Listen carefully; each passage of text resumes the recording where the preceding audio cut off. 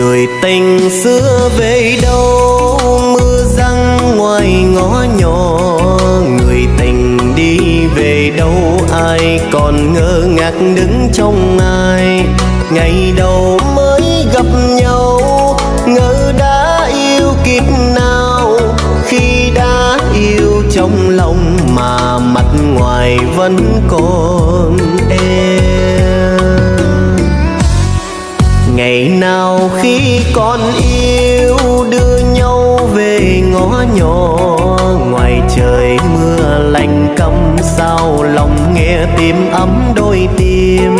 Người vội trao nụ hôn môi sao xuyến phút ban đầu.